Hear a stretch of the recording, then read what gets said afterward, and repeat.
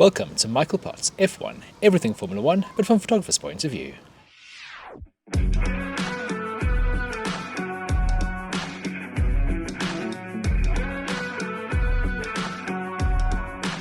Round 14, the Belgium Grand Prix from Spa Francorchamps. George Russell drove an outstanding race, coming from 6th place on the grid to win his first Belgium Grand Prix. It was a victory against all the odds, starting down the grid with fast cars ahead of him, as well as Max Verstappen breathing down his neck from 11th position due to a 10-place grid penalty. George defied conventional wisdom, driving the perfect one-stop strategy around this magnificent racetrack, while all those around him opted for a two-stop strategy. He managed to hold off the charging Lewis Hamilton in the last few laps of the race and claim an astonishing win.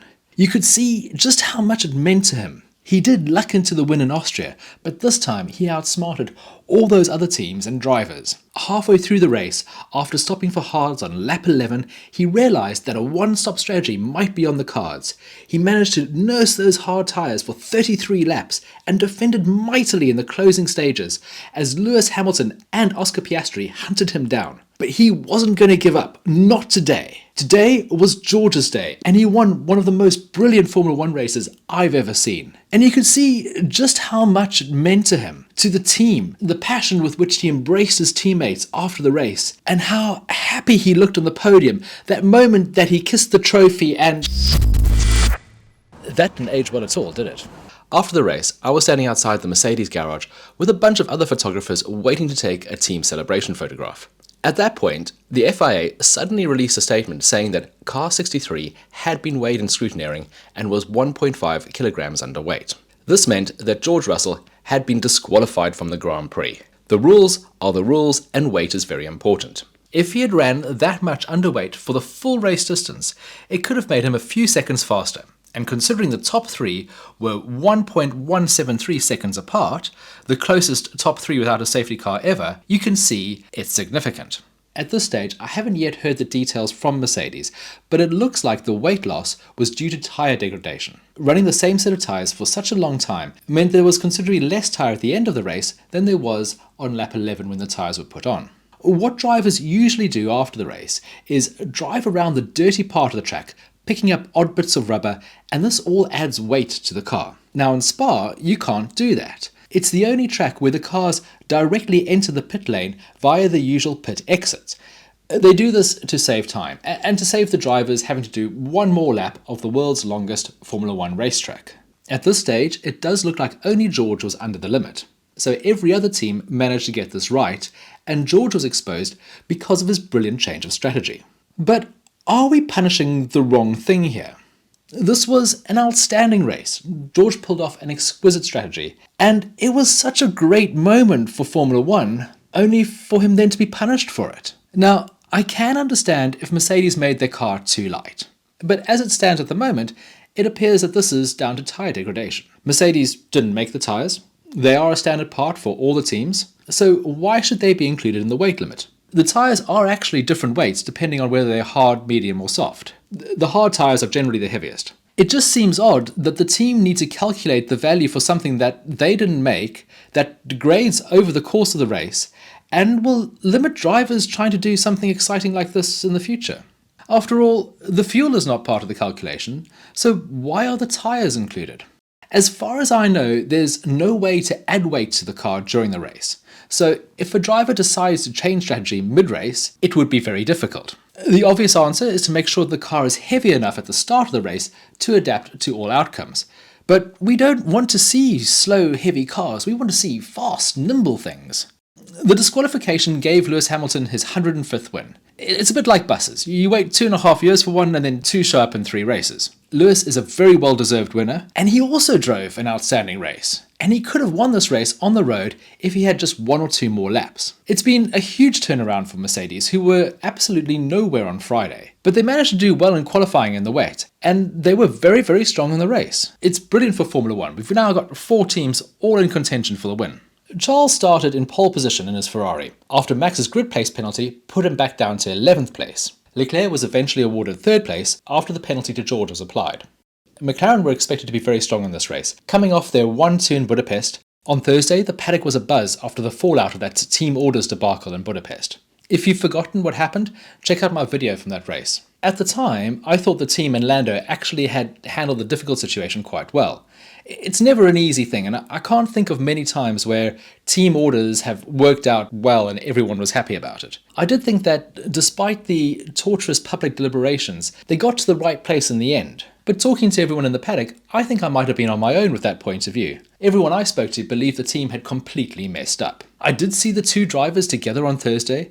They were playing some reaction challenge game, and they looked in relatively high spirits. There was lots of natural laughter, and they generally both looked happy. But this wasn't the best race for the team. Yes, Oscar got second, but Lando made another mistake at the start, and this cost him the possibility of taking points off Max Verstappen. I photographed the start of the race from the top of the grandstand at Raidillon.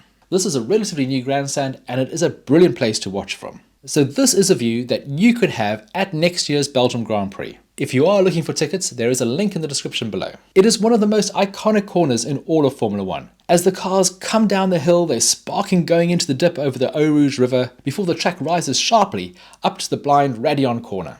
I spent a lot of time photographing around this corner. Shooting in the rain on Saturday, trying different angles from both sides of the track as well as from the top and the bottom of the hill. Each produces something a little bit different and all rather beautiful. In the rain, I prefer standing at the bottom of the hill and capturing the cars with the full rooster tails as they go up the hill. There is a chance to use slow shutter speeds here to create some rather dramatic images. On the outside, you can see a lot more spray. So much spray that it can be quite difficult to see the car. And you get these ghostly images of parts of car moving through the white spray. Photographing from the top of the rise in the wet, you see the cars coming directly towards you with these huge plumes of water being thrown into the air. From the grandstand, you can get images of the cars sparking as they come up the hill.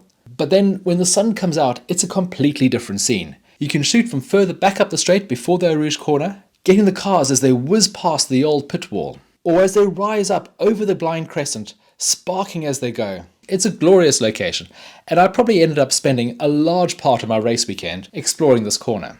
The paddock is also very unique here. It's split over two levels, with the garages and the pit complex on the upper level, and the team's hospitality on the lower level. McLaren had the roof back on their motorhome after it was blown off in Budapest, and Alpine have a brand new motorhome replacing their old dilapidated one. That old one used to belong to Toyota, so it dates back to at least 2009. There was some other news from Alpine. Team principal Bruno Famin will be leaving the team at the end of the month. It's becoming a bit of a bad tradition for Alpine because their last team principal, Otmar Safnauer, also left at this exact race last year. The team did do a very cool Deadpool and Wolverine takeover on the two cars, including the drivers' race suits and helmets. Ocon was Deadpool and Gasly was Wolverine. The car was also heavily modified with lots of upgrades, and they were a lot more competitive this weekend. Departing driver Esteban Ocon was announced as a Haas driver from 2025. We've been expecting this news for some time, and I think it's a brilliant move for both team and driver. The shocking news in the drivers' market happened the day after the race. Carlos Sainz signed for Williams rather than taking a drive at one of the manufacturers, such as Alpine or Audi. This move tells us so much more than the move itself. Firstly, it speaks massively of the Williams project. This was a team that used to pick up the dregs of the drivers' market, or being in such financial difficulty that it would take on a less talented pay driver. But now it has secured one of the best drivers on the grid. He's a multiple race winner and is vastly experienced. He will be going up against incumbent talent Alex Albon. This is a mega lineup for any team, not just Williams. It also shows the disarray at Alpine and Audi. Alpine are going through a process of changing their management. They're potentially going to be scrapping their own engine program to become a Mercedes customer.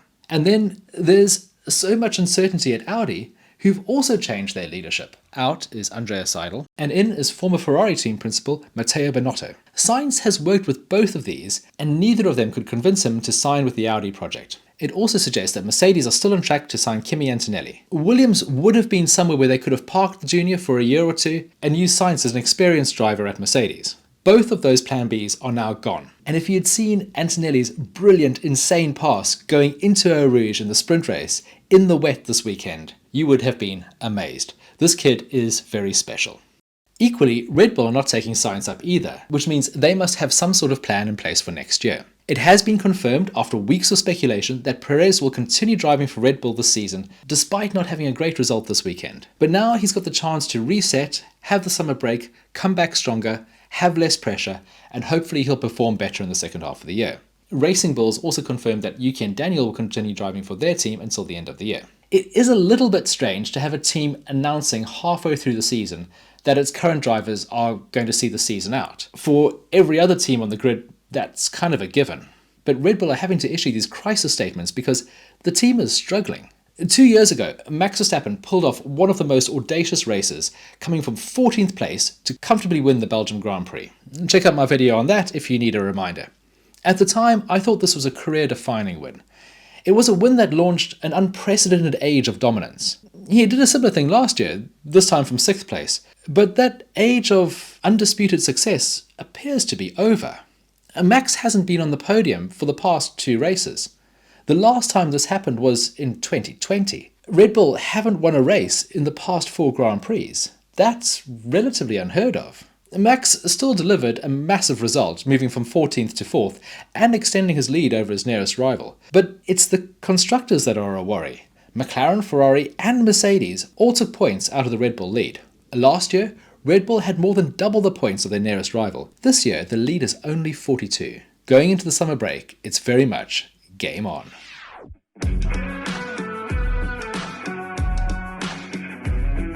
Thank you so much for joining me for this look back at the Belgium Grand Prix. I really do hope you've enjoyed it. If you'd like to see some more photographs on the race, there's a link in the description below, as well as a few of the videos that I mentioned. We are starting our 3-week summer break where all the factories will be closed, but I'll still be posting content, so do stay tuned for more F1 stories. The next race is the Dutch Grand Prix from Zandvoort, so until then, goodbye.